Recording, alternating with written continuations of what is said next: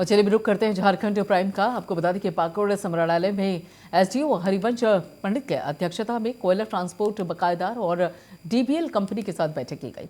बकायेदारों के साथ ही भुगतान के संबंध में इससे पहले भी बैठक की गई थी, पर भुगतान नहीं होने पर दोबारा बैठक की गई। इस बैठक में एसडीओ ने डीबीएल कोल कंपनी को 3 दिनों के अंदर बकायेदारों का भुगतान की प्रक्रिया शुरू करने को कहा। साथ ही सभी ट्रांसपोर्टर्स को गाड़ी की सूची 3 दिनों के अंदर गोपनीय जमा करने के भी निर्देश दिए गए।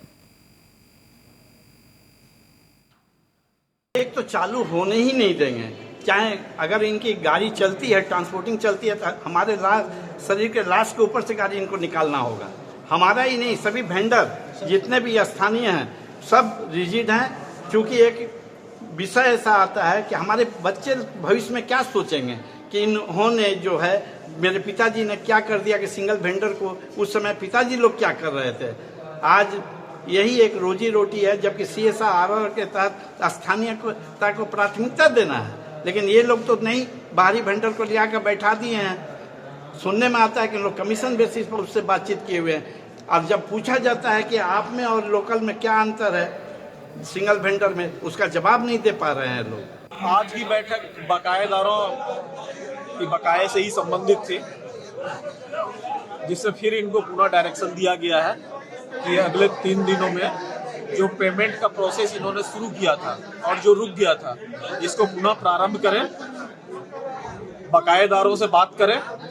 और जो हमारे ट्रांसपोर्टर्स हैं उनको कहा गया है कि इनके पास जो गाड़ियां हैं, जो इनके पास संसाधन है ट्रांसपोर्टिंग के लिए, उससे संबंधित सूची हमारे यहाँ गोपनीय में 3 दिनों के अंदर जमा करें, ताकि हम लोग असेसमेंट कर सकें कि हमारे ट्रांसपोर्टरों के पास कितनी गाड़ियां हैं और ये सक्षम है कि नहीं है ट्रांसपोर्टिंग के लिए।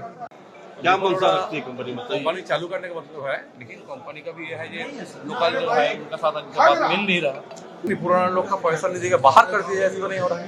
हम लोग जितना वैकेंसी निकला है हम लोग लिए हैं, करीब गाँव से 300 लिया। वो तो नया लिए हुआ है, जो पुराने लोग जो काम कर रहे हैं गाँव का पुराना कोई नया भी नहीं लिया।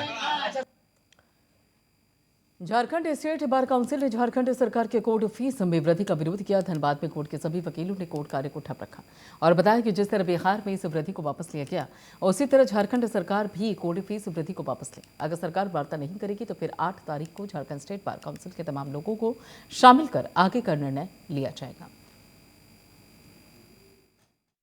बताने जा रहे हैं कि झारखंड स्टेट बार काउंसिल जो अधिवक्ताओं का एक संगठन का एक महत्वपूर्ण राज्य भर में है, और आप जानते हैं कि आम जनता का प्रतिनिधित्व और किसी भी लोग जो पीड़ित हैं उनका प्रतिनिधित्व अधिवक्ता ही करते हैं। और वर्तमान समय में झारखंड सरकार ने माने अप्रत्याशित, बिना सोच समझ वाला एक अस्थमा का केस में एक डायरेक्शन सुप्रीम कोर्ट का है कि कब और किस तरह से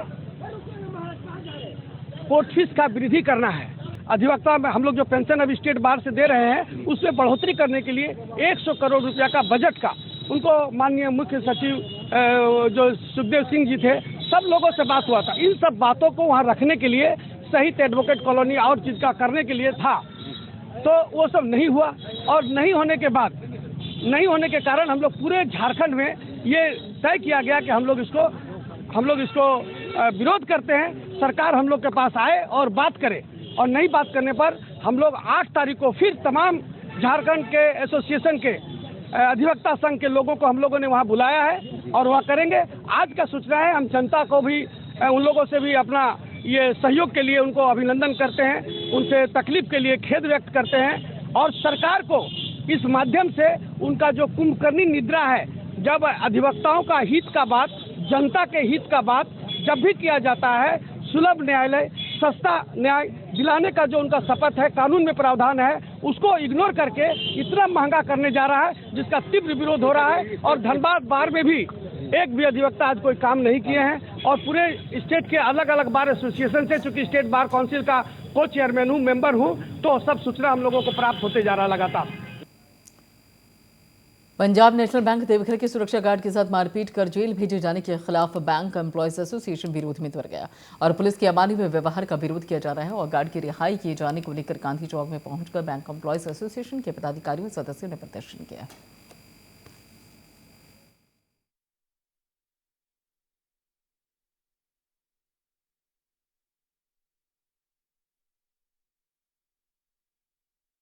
कि पंजाब नेशनल बैंक शाखा में वहाँ कार्यरत गार्ड श्री अशोक यादव जी अपनी ड्यूटी का निर्वाह कर रहे थे और बैंक की ड्यूटी में यह है कि बैंक में कोई पुलिस पदाधिकारी भी अगर आता है तो वह आर्म्स लेके नहीं आएगा और पहले सूचना दे के आना होता है उसको। तो उसने यही कहा कि सर आर्म्स लेकर के अंदर आप आए हैं तो कृपया आर्म्स बाहर रख दीजिए तब आइए।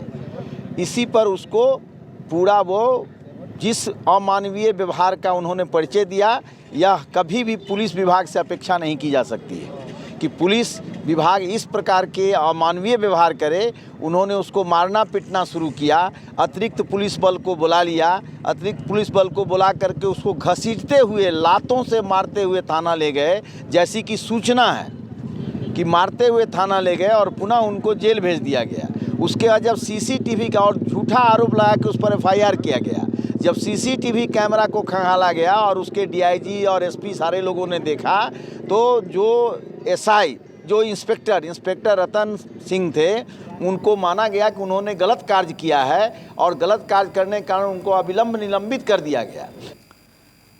हजारीबाग जिले के चौपारण में बालू माफियाओं ने अफसरों पर हमला कर दिया। इतने ही सुरक्षा कर्मियों के हथियार छीनकर उसे नदी में फेंक दिया। बता दें कि चौपारण के सीओ प्रेमचंद्र कुमार सिन्हा अफसर दल बल के साथ अवैध बालू उठान की सूचना पर बराकर नदी पहुंचे थे और तभी बालू माफियाओं ने उन पर हमला कर दिया। जब्त ट्रैक्टर को छुड़ाने के लिए बालू माफिया सुरक्षा कर्मियों के साथ भिड़ गए। अफसरों और सुरक्षा कर्मियों के बीच में मारपीट भी हुई।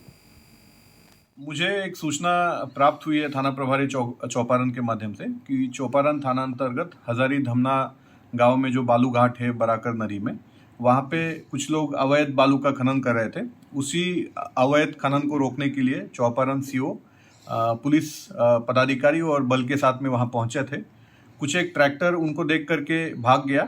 एक ट्रैक्टर जो उनके द्वारा डिटेन करने की कोशिश की गई थी, वो ट्रैक्टर को जब उन्होंने रोकने की कोशिश की तो वो इनके आदेश की अवहेलना करते हुए वहाँ से वो भागा है। साथ में ही जो सिपाही वहाँ पे मौजूद थे, जो बल उनके साथ में गए हुए थे, उस बल के सिपाही के साथ में भी कुछ लोगों ने बहस करने की कोशिश की है और धक्का धुक्की हुई है। ये हम लोगों ने अभी एक वीडियो भी हमारे पास आया है, उससे भी उसकी पुष्टि हुई है।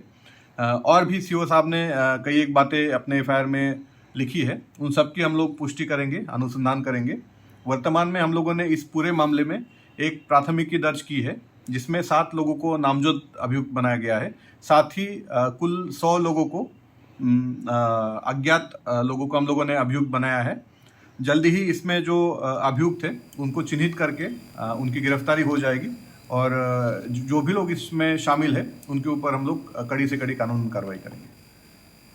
उधर धनबाद जिले के तैतनबाड़ी थाना क्षेत्र के तालाताड़ बस्ती में अवैध कोयला डिपो में छापेमारी की कार्रवाई की गई। मौके से 150 टन कोयला बरामद किया गया। वहीं पर एक ट्रक को कोयला लोड करते समय मौके पर पकड़ा गया। पुलिस को देख कोयला डिपो में काम करने वाले मजदूर संचालक भाग निकले। ट्रक मालिक और जमीन मालिक पर मामला दर्ज करने की प्रक्रिया की जा रही है।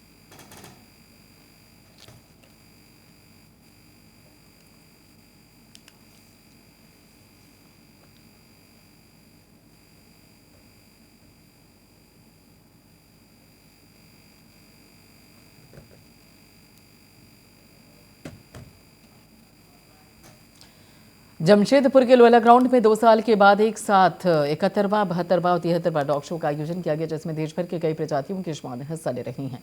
जमशेदपुर कनर क्लब की ओर से आयोजित इस डॉग शो का उद्घाटन टाटा स्टील के मैनेजिंग डायरेक्टर टीवी नरेंद्रन ने किया और 3 दिनों तक चलने वाली इस प्रतियोगिता में देश भर के 430 प्रजातियों के श्वान हिस्सा ले रहे हैं।